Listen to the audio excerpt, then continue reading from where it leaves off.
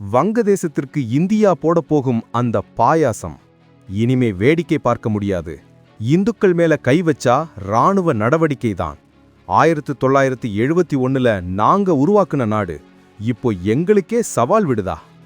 வங்கதேசத்துல இப்போ நடக்கிறது வெறும் ஆட்சி மாற்றம் இல்ல, இது ரத்த வெறி பிடிச்ச மத வன்முறை. முகமது யூனஸ் அரசு வந்த பிறகு நம்ம இந்துக்கள் குறிவைக்கப்படுறாங்க.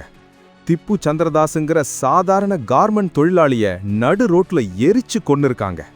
சட்ட ஒழுங்கு அங்க செத்து போச்சு. இதுக்கு மேலையும் அமைதியா இருக்க இந்தியா ஒன்னும் சாதாரண நாடில்ல. நம்ம எல்லையில இப்போ துப்பாக்கி சத்தம் கேட்க ஆரம்பிச்சிருச்சு. மேகாலயா எல்லையில ஊடுருவ முயன்ற 2 பேரை BSF சுட்டு தள்ளிட்டாங்க. திரிபுரா அசாம் எல்லையில இந்திய ராணுவம் ஃபுல் அலர்ட்ல இருக்கு. வடகிழக்கு மாநிலங்களை இணைக்கிற அந்த சிக்கன் நெக் பகுதியை துண்டிக்க பார்ப்பதா? அஜித் தோவல் சொன்னது ஞாபகம் இருக்கட்டும். அச்சுறுத்தல் வந்தா அந்த 21 கிலோமீட்டர் பகுதியை 200 கிலோமீட்டர் பாதுகாப்பு மண்டலமா இந்தியா மாத்திடும். பாகிஸ்தானுக்கு நடந்த அதே கதிதான் இப்போ இவங்களுக்கும். அமெரிக்கா சீனா ஆதரவு இருக்குன்னு நினைச்சுக்கிட்டு இந்தியாவுக்கே ஸ்கெட்ச் போடுறாங்க. ஆனா ஒன்னு ஞாபகம் வச்சுக்கோங்க, 1971ல வங்கதேசத்தை உருவாக்குனதே இந்திய ராணுவம் தான். பெத்த தாய்க்கே துரோகம் பண்ணா இந்தியா சும்மா விடுமா? இப்போ எல்லையில குவிக்கப்பட்டிருக்கிற ராணுவ டேங்கிகள் சும்மா வேடிக்கை பார்க்க வரல.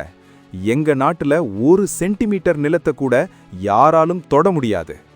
சிறுபான்மையினர் பாதுகாப்பு உறுதி செய்யப்படலன்னா இந்தியா கண்டிப்பா உள்ள இறங்கும். விரைவிலேயே ஒரு துல்லியமான ராணுவ நடவடிக்கைக்கான வாய்ப்புகள் அதிகமாயிருக்கு.